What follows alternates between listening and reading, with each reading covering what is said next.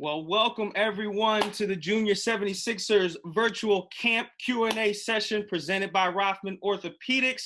I hope you guys are all doing well. I'm glad to see your faces. I haven't seen any faces in a while, so I'm glad to see your faces. Glad to see you guys are all smiling. Today we have a very, very special guest joining us, a Chester, PA native, St. Joseph University legend, played 14 years in the NBA, made an all-star team and NBA Finals appearance, and is now assistant GM to the Delaware Bluecoats. It is my pleasure to introduce Jameer Nelson. Jameer, how are you doing, man?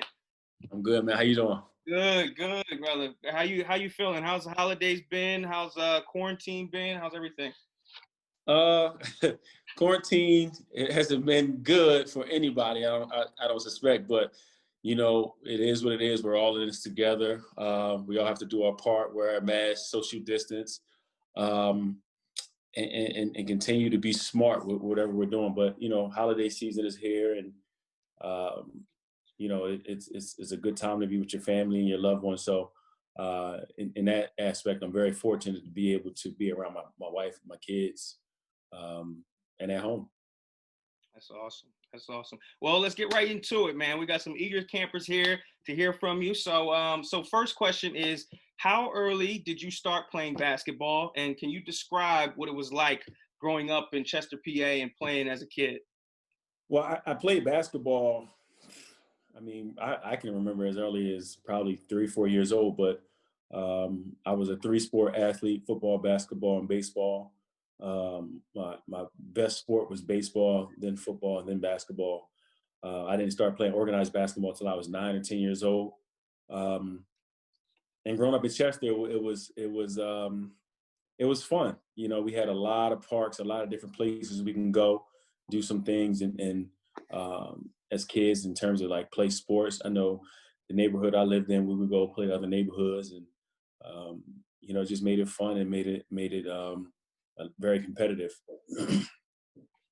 Yeah, I'm sure it was competitive. Like, what was your daily routine? Like every day when you were waking up and you knew you were an athlete, but what was that daily routine that kind of kept you, performing above and beyond?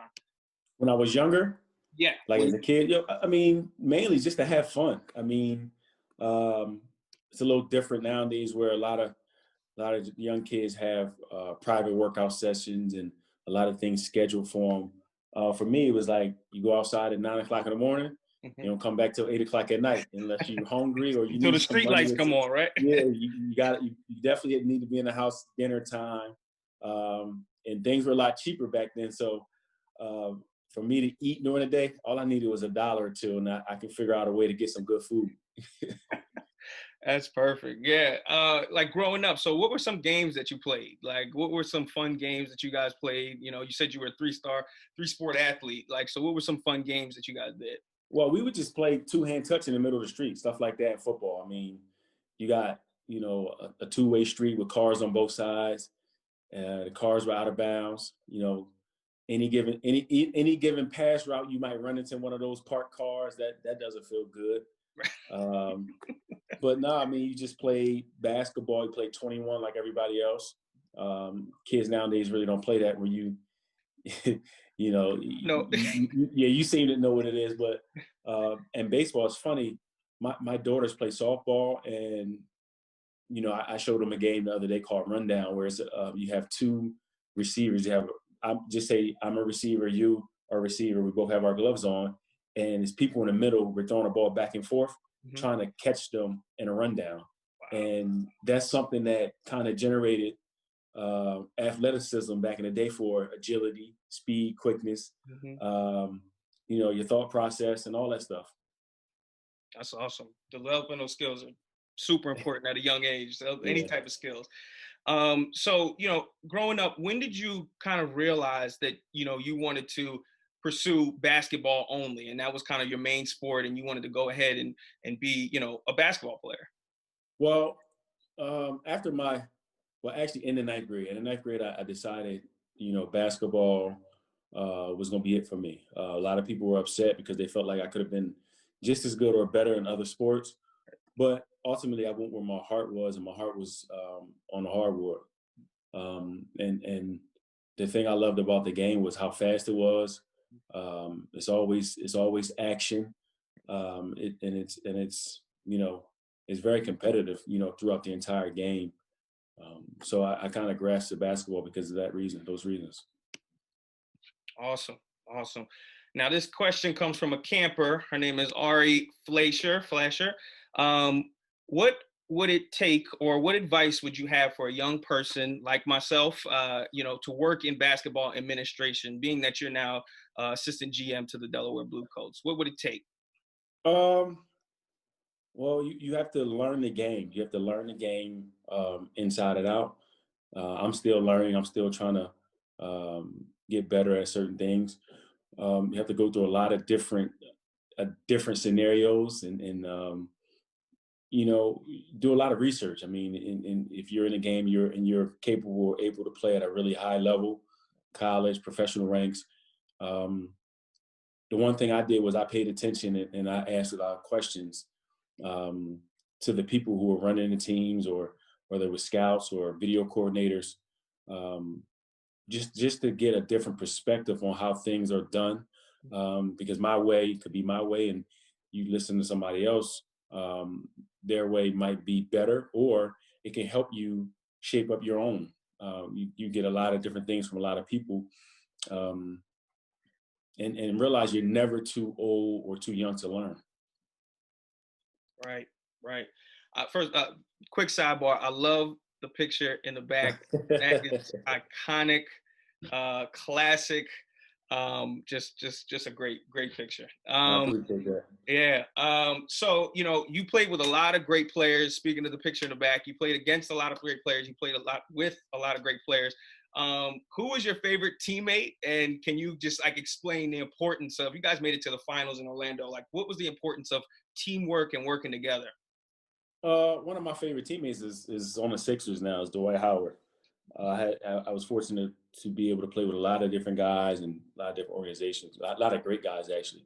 Um, he's just one of the guys that, coming into the league together and um, being there for one another throughout our tenure in Orlando.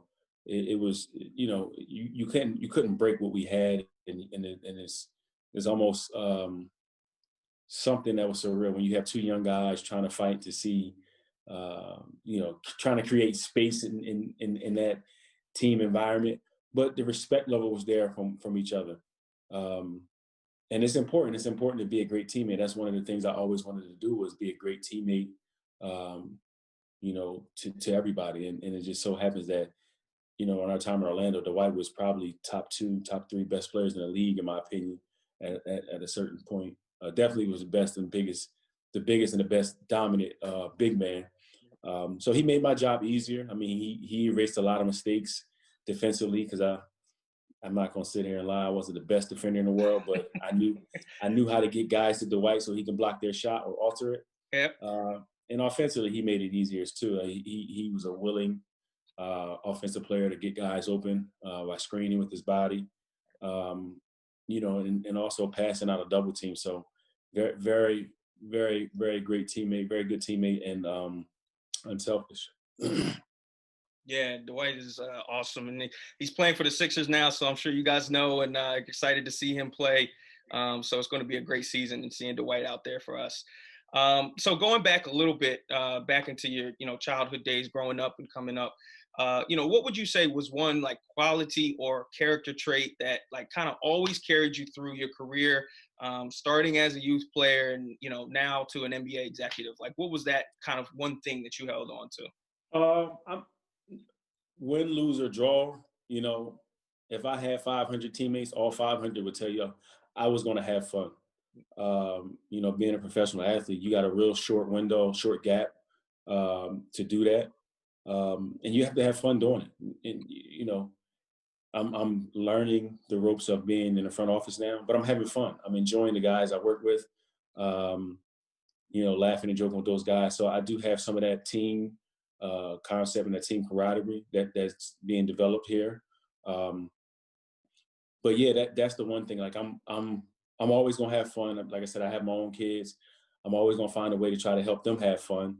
in their games, and if his parents out there listening, when your kid get in the car after the game, don't ask them about the game.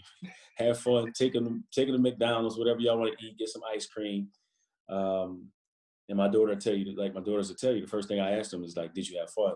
It's almost like a broken record when you get in the car after the game. It's like, did you have fun? Because that's the one thing that you can do, whether you're doing good or bad, because you have teammates to care for you. You have to care for your teammates as well. Right. Definitely have fun. It's a game, right? It's called, basketball. It's a game. It's a game. Yep. That's awesome. So staying there, how did you start to develop your game? What were kind of some, we're at home now, right? So everything is kind of virtual at home. You don't have access to gyms. What are some kind of like workouts that you do or that you did perform, when you were playing and everything like that to keep your game sharp and to keep you growing, even as a kid too? It's a lot of ball handling drills out there. Hopefully everybody and have the internet. You can look things up, and I tell my kids this a lot: use the internet for the right reasons. It can be very resourceful. It can be very informative if you do use it the right way. But yeah, no, that's to me, it's a lot of things you can do at home, and it doesn't require having a trainer. It's all about your thought process, all about your mentality. When you're working, whether it's outside or inside. Right. Definitely. And, fast forward, and I think a couple of our campers, you played a lot of seasons in the NBA. Like I said, played with a lot of great players and against a lot of great players. Who's that one player that you always look forward to playing against? And don't cheat, you can't say Kobe, but no. Yeah. But who's that one player that you always look forward to playing against in your days? I always look forward to playing against Allen Iverson. It's just a coincidence that he's a Sixer, but that was my guy growing up. Like, not that I wanted to emulate him or be like him. He just made it cool, like, and made it fun. Like the braids, the tattoos, him being himself, and on top of him being a trendsetter, he was probably, well, definitely in my career, in my era, the best small guard there was or is. So I always took the challenge. I took the challenge to see if I could. I knew I wasn't going to stop him because he was going to get his 30 or whatever. But my goal was just to go have fun and make it tough on him. And I think I gained his respect over the years. That's just him telling me. But it's funny, like, you be like, man, this dude put up 40 on me. How does he respect me? But he respects smaller guys as well. He's pound for pound the best small guy in my era to play the game. Right.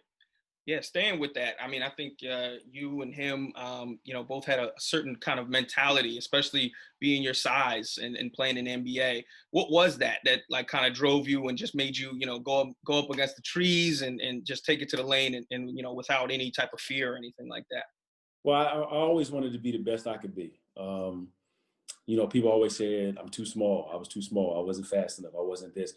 And it's like, I know who I am, and I'm going to stick to that. I'm not going to try to be something or let people put me in a box.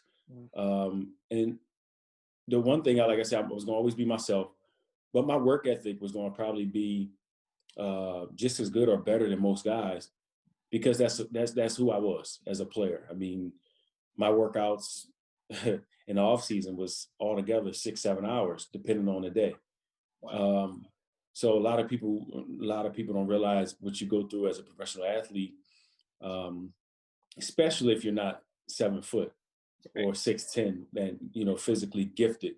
You have to work, and you have to work endless hours and endless amount in days. Like, you have to sacrifice a lot. And in 14 years, I sacrificed a lot. I missed a lot of things that my family was doing. I missed a lot of outings and events that my kids had.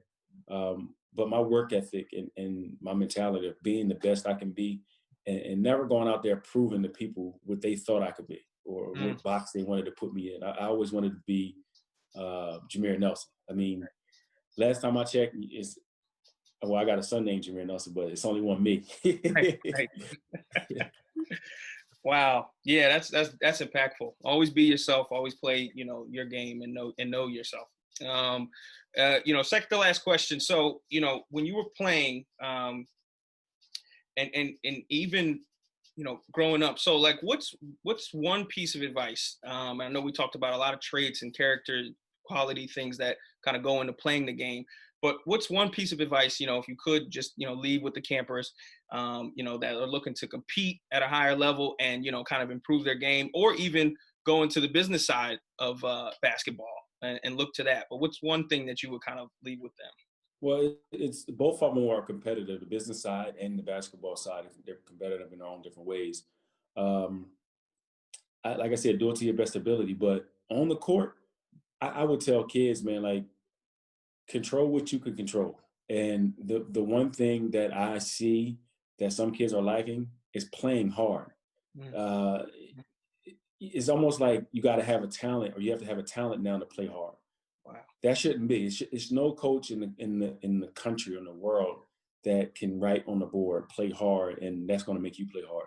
The love that you have for the game will make you play hard. Right. The competitive spirit that you have will make you play hard. So that's the one thing I would always tell kids, like, if you play hard, you a lot of good things will happen for you. Right. And then playing hard will then enable you to distinguish a bigger role if you're fulfilling that role, to your best ability. Awesome. Yeah, definitely. Definitely. How important was coaching to you, growing up and just coming up? How important was that? It was big. I mean, especially growing up, my coaches were mentors. They were father figures. They were friends. I mean, they and obviously they were coaches. So it was a respect level when it came to that. But you have to want to be coached. You have to, be willing to allow a coach to coach you. And sometimes I tell, and I also tell kids, uh, don't listen to the tone, listen to the message. Some coaches are yellers and screamers, Mm. and younger athletes nowadays they might say, "Well, the coach don't like me," Mm. or the coach is picking on me, whatever. And that may not be the case. You just have to realize that that coach wants to win too, and most coaches want to get the best out of you. So if they are yelling at you, um, listen to what they're saying and not how they're saying it. That's a great piece of advice. So Kyrie, him and KD coaching out there, how's that going to turn out for him? I won't put you on the spot. I won't put you on the spot. I had to get that in there, Brooklyn. Jameer, before we get you out of here, man. So what do you got? What do you got planned for the holidays? Especially during this time with your family. Anything fun? Anything cool? No, I mean, it's like you said, it's a different time in the world. We've done some different things as a family. Last week or a week and a half ago, we just rode around and looked at Christmas lights to occupy some of our time, getting off these devices that are addicting. Yeah. But yeah, I mean, we've been watching movies together, just bonding, and this has allowed us to do things like eat dinner together at a certain time more often. It doesn't happen every night, but more often we are eating together because I feel like eating with your family is important. Those are things that we tend to take for granted as people. So I would say it's been fun just overall being around my family and being able to kind of think outside the box a little bit to do some things that keeps us all occupied and keeps us engaged with each other. Awesome. Well, Jameer, we appreciate you for joining us today. Anything else you want to say to our campers that we have on the call before we go? Not really, man. I think we talked about it all. Yeah. Just want to wish everybody luck. Happy holidays. Be safe. Like I said, everybody do your part. Wear your mask. Social distance, and love each other. That's all. Perfect. And we're going to end it like that. Everyone, thank you for joining the Junior 76ers virtual camp Q&A session featuring Jameer Nelson, presented by Rothman Orthopaedics. Everyone have a safe, happy, and fun holiday. Jameer, again, thanks again for joining. I appreciate you guys. Yep. Yeah.